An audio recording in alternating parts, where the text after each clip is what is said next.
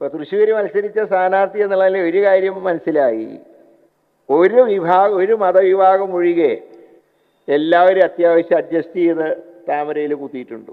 ഈ ചിഹ്നത്തിനോടുള്ള ഒരു അലർജി കേരളത്തിൽ മാറി എന്നുള്ളതാണ് ഈ തെരഞ്ഞെടുപ്പിൽ ഏറ്റവും നമ്മളെയൊക്കെ ഭയപ്പെടുത്തുന്ന ഒരു കാര്യം. ഇന്നും നാളെയൊക്കെ ഞങ്ങളുടെ പാർട്ടി ക്യാമ്പ് നടക്കുകയാണ്.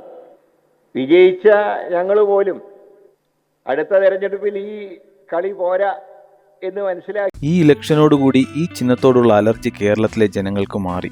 അതായത് താമര ചിഹ്നത്തോടുള്ള അലർജി കേരളത്തിലെ ജനങ്ങൾക്ക് മാറി എന്നാണ് ശ്രീ കെ മുരളീധരൻ പറഞ്ഞത്. വരാൻ പോകുന്ന എന്തൊക്കെയോ വലിയ മാറ്റങ്ങളുടെ ഒരു തുടക്കമാണോ ഇതെന്ന് ചിന്തിക്കേണ്ടിയിരിക്കുന്നു. RR ടോക്സ് അറിഞ്ഞ മനസ്സിലാക്കിയ ചില കാര്യങ്ങൾ എൻ്റെ പ്രേക്ഷകരുമായി പങ്കുവെക്കുന്നതിന് വേണ്ടിയാണ് ഈ വീഡിയോ ചെയ്യുന്നത്. ഈ ചിഹ്നത്തോടുള്ള അലർജി കേരളത്തിലെ ജനങ്ങൾക്കാണോ മാറിയത്, മറ്റാർക്കെങ്കിലുമാണോ?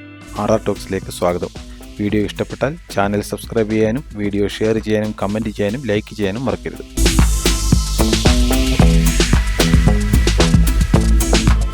കോൺഗ്രസിലെ പ്രമുഖ നേതാക്കളെല്ലാം തന്നെ BJPയിലേക്ക് പോകുന്നത് ഒരു സർജിക്കൽ സ്ട്രൈക്കിലൂടെയാണ്. BJPയിൽ ചേർന്നതിന് ശേഷം മാത്രം മാധ്യമങ്ങളിലൂടെ മാത്രമാണ് BJPക്കാരും കോൺഗ്രസ്സുകാരും നമ്മൾ സാധാരണ ജനങ്ങളുമെല്ലാം കാര്യങ്ങൾ അറിയുന്നത്. അതിന് ഏറ്റവും ഉദാഹരണം ശ്രീ കെ മുരളീധരന്റെ സഹോദരിയായ പത്മജ വേണുഗോപാൽ BJPയിലേക്ക് പോയതാണ്. താമരയും പിടിച്ചു നിൽക്കുന്ന ഫോട്ടോയും വീഡിയോയും വന്നപ്പോൾ മാത്രമാണ് പത്മജ വേണുഗോപാൽ BJPയിലേക്ക് പോയി എന്ന് മനസ്സിലായത്.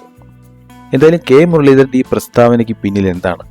ചില അടുത്ത മാധ്യമ സുഹൃത്തുക്കളിൽ നിന്നും മുരളീധരന്റെ അടുത്ത വൃത്തങ്ങളിൽ നിന്നും RR ടോക്സിനെ വിശ്വാസയോഗ്യമായി മനസ്സിലാക്കാൻ സാധിച്ച ചില കാര്യങ്ങളുണ്ട്. കെ മുരളീധരൻ വളരെ അസംതൃപ്തനാണ്. കാരണം വടകരയിൽ ഉറപ്പായും വിജയിക്കുമായിരുന്ന സീറ്റിൽ നിന്നും തൃശ്ശൂരിൽ കൊണ്ടുവന്ന് മത്സരിപ്പിച്ചിട്ട് വേണ്ട പിന്തുണ കോൺഗ്രസ് പാർട്ടി നൽകിയില്ല എന്ന കാര്യത്തിൽ കെ മുരളീധരൻ വളരെയധികം അൺഹാപ്പിയാണ്. അദ്ദേഹം വല്ലാത്തൊരു മാനസികാവസ്ഥയിലുമാണ്. നിങ്ങൾക്കറിയാം, പത്മജ വേണുഗോപാൽ BJPയിലേക്ക് പോകുന്നതിന് മുമ്പ് പലതവണ കോൺഗ്രസ് നേതൃത്വത്തിനെതിരെയും അവഗണനയ്ക്കെതിരെയും ഒളിഞ്ഞും തിരിഞ്ഞും പരസ്യമായും പറഞ്ഞിരുന്നു. അതിനുശേഷമാണ് ഒരു സുപ്രഭാതത്തിൽ പത്മജ BJPയിലേക്ക് പോയത്. കെ മുരളീധരന്റെ ഇന്നത്തെ ഈ പ്രസ്താവന ശരിക്കും എല്ലാവരും, പ്രത്യേകിച്ച് കോൺഗ്രസ് നേതാക്കൾ ചിന്തിക്കേണ്ട ഒരു വിഷയമാണ്. കെ മുരളീധരൻ പറഞ്ഞത് BJPയോടുള്ള അല്ലെങ്കിൽ താമര ചിഹ്നത്തോടുള്ള ജനങ്ങളുടെ മതിപ്പ് കൂടി എന്ന് തന്നെയാണ്. അതിൻ്റെ അർത്ഥം ആ ജനങ്ങളിൽ ഞാനും ഉണ്ട് എന്ന് തന്നെയാണ്.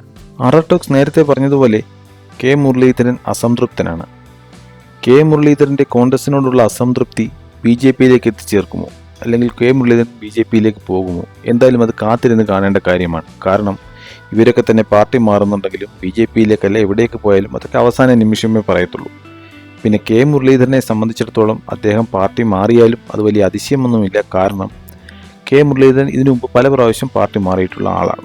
ഇപ്പോഴൊക്കെ കോൺഗ്രസിനെ കുറിച്ച് അതിധീരവും അതിഘോരവുമായി പറയുന്നുണ്ടെങ്കിൽ പോലും കോൺഗ്രസ് പാർട്ടിയോട് അത്ര കണ്ട ആത്മാർത്ഥതയുള്ളൊരു നേതാവാണ് കെ മുരളീധരൻ എന്ന് RR ടോക്സ് വ്യക്തിപരമായി വിശ്വസിക്കുന്നില്ല. ഇനി കോൺഗ്രസിൽ നിന്നും കെ മുരളീധരൻ പോയാൽ എന്തെങ്കിലും ഇമ്പാക്റ്റ് ഉണ്ടോ കോൺഗ്രസിന്? ഇല്ല എന്ന് പറയേണ്ടിയിരിക്കുന്നു. പത്മജ വേണുഗോപാൽ കോൺഗ്രസിൽ നിന്നും BJPയിൽ ചേർന്നതുകൊണ്ട് കോൺഗ്രസിന് യാതൊരു ദോഷവും സംഭവിച്ചിട്ടില്ല. തൃശ്ശൂരിലെ സുരേഷ് ഗോപിയുടെ വിജയം പത്മജ വേണുഗോപാലിന് ഒരു പങ്കുമില്ല എന്നതാണ് യാഥാർത്ഥ്യം. സുരേഷ് ഗോപി എന്നയാളുടെ വ്യക്തിപ്രഭാവമാണ് BJP എന്ന പാർട്ടിക്ക് മേലിൽ ഇത്തവണത്തെ വിജയത്തിന് സഹായിച്ചത്.